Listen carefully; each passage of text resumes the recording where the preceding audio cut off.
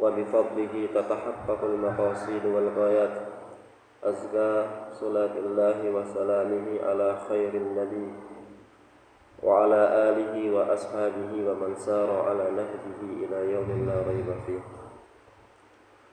Pagi hari ini kita akan membaca terkait sebab-sebab mandi jenabat. Beliau mengatakan di sini judulnya fi mujibil ghusli. Fi mujibil ghusli.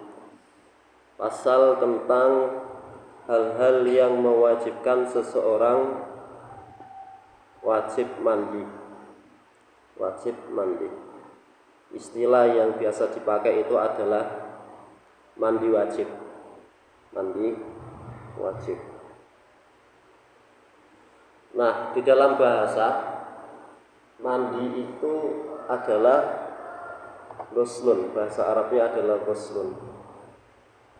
Dan ghuslun itu kadang bisa dibaca ghuslun, kadang bisa dibaca ghuslun.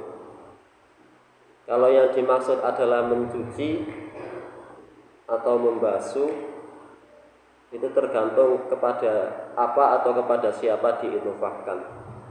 Kalau diidhofahkan kepada maknawi, sesuatu yang maknawi seperti mandi Jumat misalnya, maka yang afsah adalah ghuslul Jum'ati.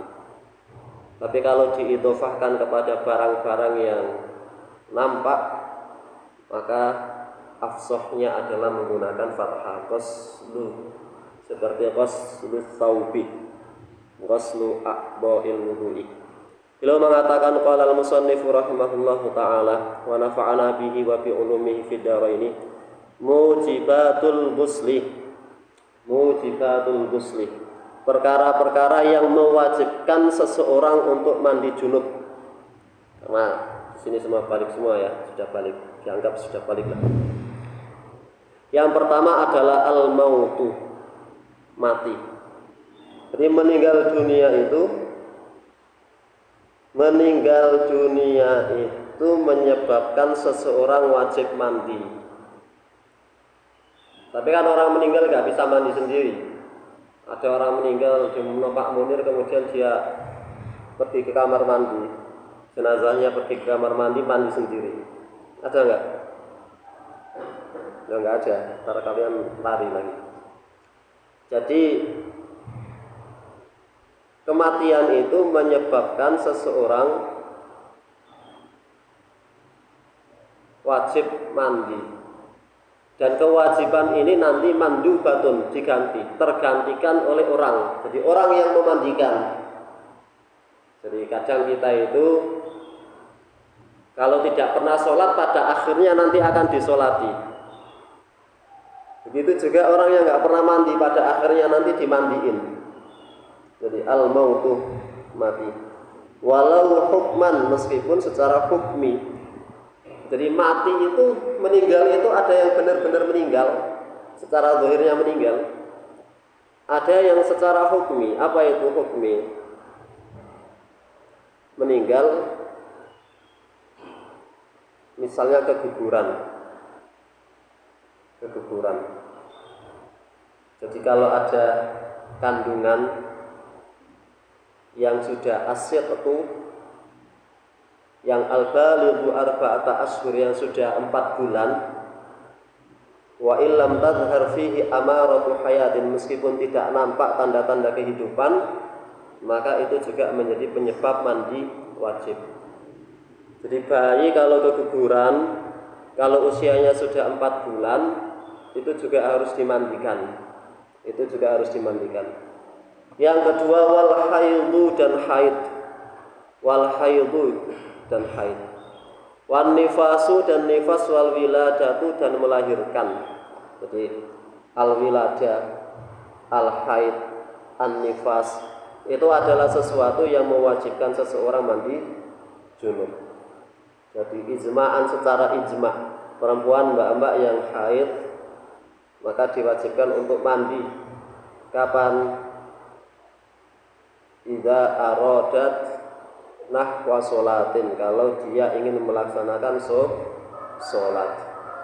Jadi Begitu juga nifas. Nifas itu apa? Nifas itu adalah darah yang keluar setelah melahirkan. Jadi darah yang keluar setelah melahirkan. Wal wiladatu, dan melahirkan walau ala kotan, meskipun masih bentuk janin, masih segumpal darah. Wa mudghatan, dan sesuatu yang sudah ada dagingnya. Jadi proses janin itu ya kadang ya kita tidak bisa melihat secara detail ya, dengan mata telanjang. Tetapi kalau ada wanita keguguran, kemudian meskipun kegugurannya itu masih sesuatu yang menempel, masih sangat kecil, baik sudah ada dagingnya maupun belum ada dagingnya, maka itu diwajibkan untuk mandi. Walau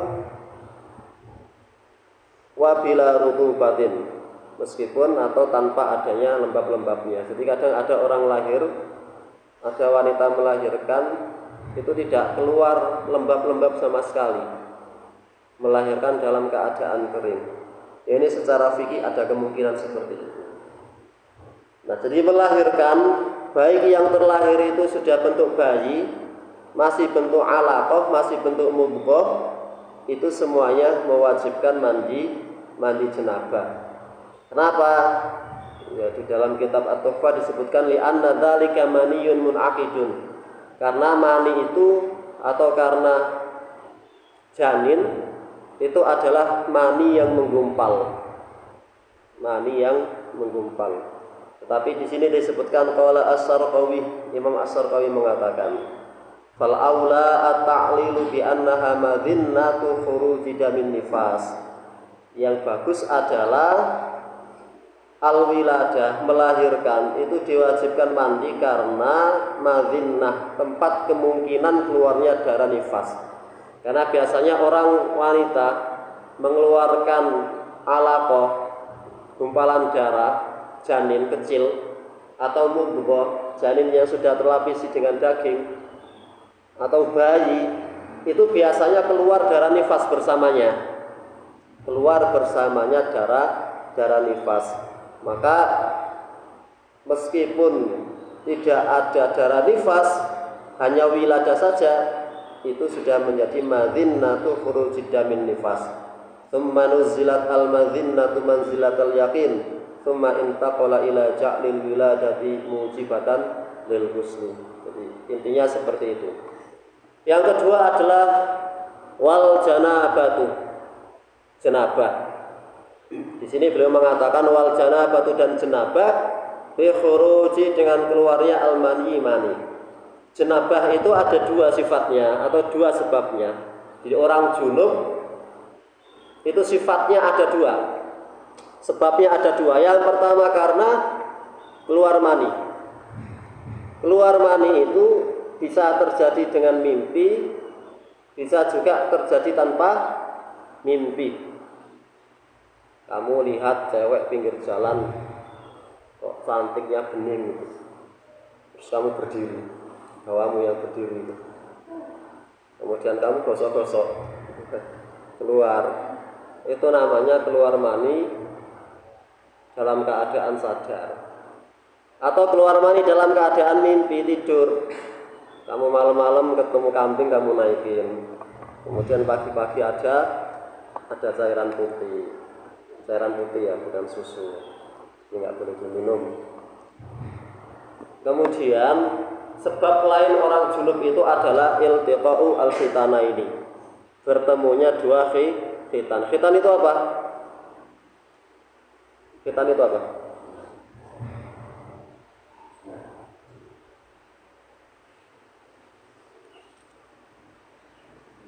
Jadi iltiqa'ul khitana ini itu adalah bertemunya zakar dengan vagina. Bertemunya zakar dengan vagina, atau masuknya zakar ke vagina. Itu adalah sebab yang kedua, meskipun tidak keluar mani. Wa yu'rafu, dan diketahui al-maniyu, mani bitadaffuqihi. Ciri-ciri mani itu apa? Kadang ada orang keluar mani tapi nggak tahu itu mani. taunya mani saja, uang. Mani itu ada ciri-cirinya. Pertama, bitadafuqihi, keluarnya itu memancar. Jadi keluar mani itu berbeda dengan keluar pipis. Ya, keluarnya itu memancar. Tahu memancar? Memancar itu kayak sanyo yang baru nyedot air, kemudian mancar, serot gitu. Kalau begitu ya ini bitadafuqihi, tadafuk dia. Kalau pipis itu stabil dia keluar terus. Tapi kalau mani moncrot, bahasanya moncrot apa moncrat ya. Bitadafuqihi. Yang kedua, atau ladzatin, ada rasa nikmat. Jadi ketika keluar mani itu nikmat, bihuruji dengan keluarnya. Ya. Perempuan juga keluar, laki-laki keluar. Tapi laki-laki biasanya lebih mudah keluar daripada perempuan. Jadi ladzatin atau nikmat, bihuruji dengan keluarnya. Jadi seperti terbunga-bunga begitu kalau kalian mengeluarkan mani di kamar mandi pakai sabun. Ada yang suka soli ini. Ya. Yang kecil-kecil nggak tahu soli nanti dicari di Google dipraktek ini. Jangan ya, nggak bagus. Kalau nggak pakai sabun pakai oli.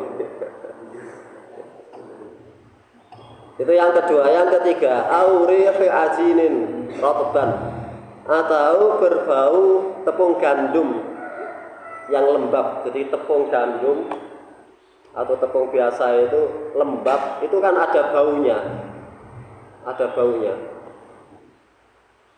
Nah, mani itu dalam keadaan rada basah itu seperti bau tepung. Mungkin di Arab nggak ada pandan kali ya, saya nggak tahu. Tapi kalau orang Indonesia biasanya ngomongnya seperti bau pandan. Aurihi bayadhi baydin jafan, atau baunya itu seperti bau putih telur ketika dalam keadaan kering. Misalkan nggak percaya ya mari metu sampean ambus. Oleh saya pasek teles sampean ambus iki ambune koyo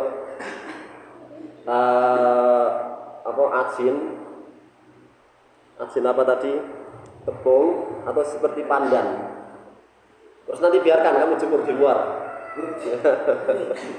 Setelah kering kamu cium. Oh, baunya seperti baydin, seperti putih telur. Iku lek sampean gak ngandel kitab iki, lek sampean ngandel wis kok usah dipraktekno ya. Itu percaya. Ya ngomongin ngono. Jadi itu yang pertama, keluar mani. Junub itu yang pertama disebabkan dengan keluar mani. Dan mani itu ada berapa tadi ciri-cirinya? Ada di 3. Apakah harus semuanya ada? Enggak. Kadang ada orang enggak nafsu sama sekali, enggak terasa nikmat, tapi keluar.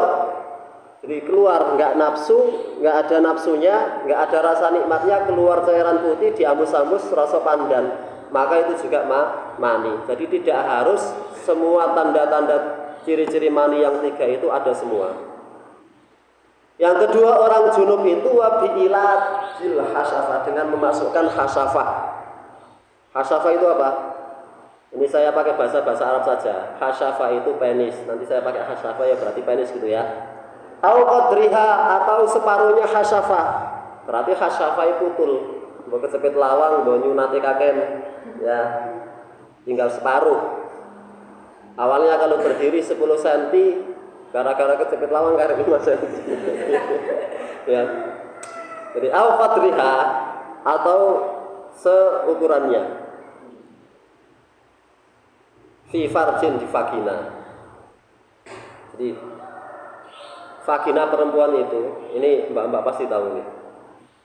Antara duduk biasa dengan duduk jengking itu pasti berbeda yang kelihatan. Jadi ketika duduknya jengking itu hasafahnya terbuka. Hasafah apa vaginanya terbuka. Jangan dibayangkan. Ini untuk ibu-ibu saja. Jadi itu terbuka. Ketika pipis perempuan kan jengking toh, gak ngadeg ya. Boleh ngadeg lah aneh. Itu pasti bagian vaginanya terbuka. Nah, bagian yang terlihat itu wajib dicuci. Nah, ketika penismu, hasyafahmu itu masuk ke situ, tapi masuknya baru seukuran atau masuk pada bagian yang masuk pada vagina, bagian vagina yang terlihat ketika pipis. Jadi kalau penis itu masuk ke bagian vagina yang terlihat ketika pipis, itu belum mewajibkan mandi, belum mewajibkan mandi. Gitu. Paham apa enggak? Kita saiki apa sih enggak paham masalah ini ya. Jadi yang mewajibkan mandi itu kalau penisnya belum benar-benar beringsek sengedan, no vagina. Lalu kalau cuman keputus tadi misalnya penisnya 10 cm. 10 cm itu semana? Ini 20 cm setengah sini. Kok putus tinggal 5 cm, kemudian ketika dia masukkan, seumpama kalau penisnya itu masih lengkap, masih sempurna, itu bakal belingsep di balik bagian vagina yang terlihat ketika pipis. Maka itu sudah wajib mandi. Meskipun secara realitasnya belum masuk. Kenapa? Karena memang putul sakno, ya. Au qadriha fi farjin, walau duburon, meskipun dimasukkan ke anus. Jima di anus itu haram. Ya boleh. Ya. Beda jalur. Tapi orang homo itu, tahu homo? Tahu homo? Gay. Laki-laki suka laki-laki itu. Kalau main pedang-pedangan kan nggak ada lubangnya. Akhirnya dimasukkan kemana itu dia punya pedang itu? Di anusnya.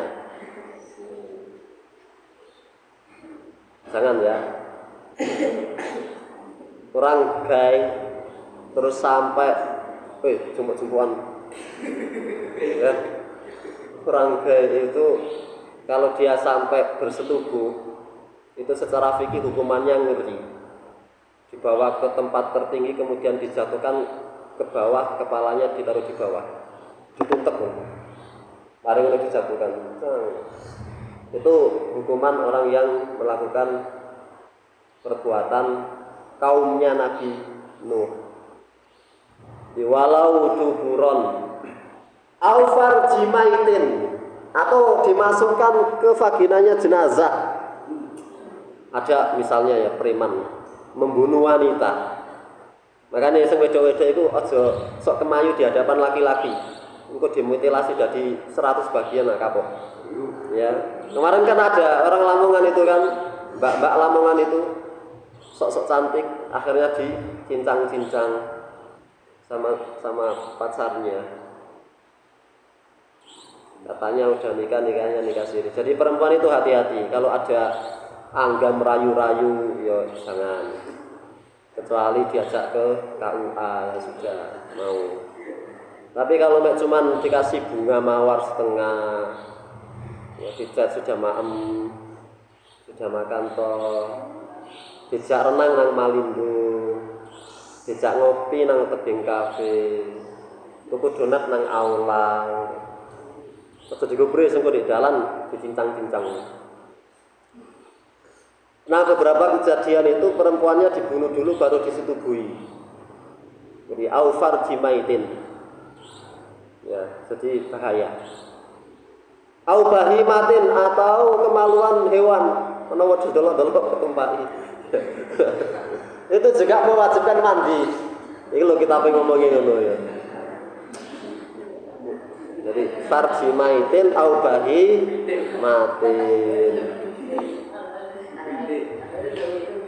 Ana kucing lucu-lucu kok tumpaki. Ya ra kampur sih ra kampur. Enggak boleh. Jadi masuknya penis ke vagina, ke anus, anus mayit, anusnya binatang itu mewajibkan mandi. Ini kan pembahasannya mewajibkan mandi atau tidak mewajibkan, bukan hukumnya haram atau tidak itu. Ya jelas haram kamu mensetubuhi mayit jenazah. Kamu masukkan penismu ke dubur istrimu ya haram. Kamu masukkan penismu ke penis buaya ke vagina buaya ya haram. Nah, pernah lihat vagina buaya? Ntar searching di Google. Wabiru yatil mani, hal lainnya yang menyebabkan mandi. Wabiru yatil mani, karena melihat mani fi thawbihi, di bajunya, au firashin, atau di tikar, di kasur, la yanamu, yang tidak tidur fihi, padanya, ghairu, selain dirinya. Jadi kamu misalnya nggak ingat keluar mani, tapi di sarungmu kok ono mani, ya kamu habis tidur nggak mimpi apa-apa, terus kasurmu kok ambus-ambus, kok ambu pandan iki sopo mari anu ini. Tapi kan nggak ada yang lainnya, itu kamar-kamarmu, nggak ada yang masuk selain kamu. Maka ketika kamu melihat ada mani di kasurmu dan kemungkinan tidak ada orang lain tidur di situ, ya berarti kamu wajib mandi. Kamu pakai celana digantung di kamar, mau kamu pakai, kok ada maninya, ini mani kapan keluarnya, maka wajib mandi. Wa yahrumu, dan haram bil janabati, karena jenabah, ma yahrumu bil hadati, apa yang diharamkan bagi orang yang hadas. Jadi orang yang junub dan orang yang haid itu pertama diharamkan muksun fil masjid, berdiam diri di masjid. Perempuan tidak boleh masuk masjid dalam keadaan haid.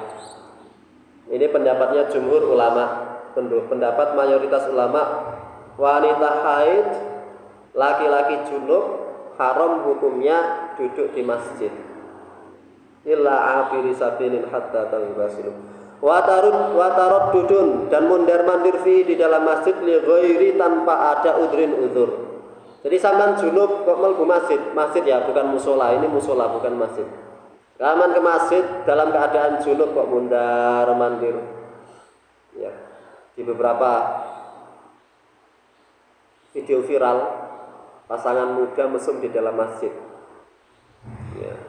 Jam 10 mlebu masjid dikira sholat duha, ternyata sedang proses. Ya. Itu orang junub saja dilarang duduk di situ, apalagi dia menjunubkan diri di situ. Ya. Menjunubkan di situ ya tambah haram. Jadi nggak boleh mondar-mandir. Illa abiri sabil, kecuali hanya lewat dengan mondar-mandir itu kan beda. Lewat ya dia masuk situ, keluar ke situ, atau pintunya cuma satu, dia masuk situ keluar lagi, itu cuma lewat. Tapi kalau mondar-mandir mumet junub kok mandi bersihin mesin, itu tidak boleh. Wa qiraatul Qur'ani, dan membaca Al-Qur'an bi qasdil qiraati, dengan niat membaca Al-Qur'an. Jadi tidak boleh wanita haid itu membaca Al-Qur'an dengan niat baca Al-Qur'an. Monggo diprotes. Biasanya orang Muhammadiyah kan junub gak junub, haid gak haid maca Qur'an loh. Tetapi di dalam fikih itu jumhur ulama mengatakan tidak boleh wanita haid dan laki-laki yang dalam keadaan junub itu membaca Al-Qur'an. Nah, untuk yang wanita haid kok pengen membaca Al-Qur'an, caranya adalah tidak dengan meniatkan membaca Al-Qur'an. Jadi sampean dalam keadaan haid bisa baca Al-Qur'an, itu boleh. Dengan catatan jangan diniatkan membaca Al-Qur'an. Karena kalau diniatkan membaca Al-Qur'an itu berdosa. Ya diniatkan zikir saja. Zikir baca surat Al-Baqarah, zikir baca surat Al-Anfal dan seterusnya. Baik, kita cukupkan pada pagi hari ini. Ini pelajaran paling paham ya, tapi di kalian ya, yang lainnya nggak paham. Kita tutup dengan membaca doa kafaratul majlis. Subhanallahumma wa bihamdika asyhadu an la ilaha illa anta astaghfiruka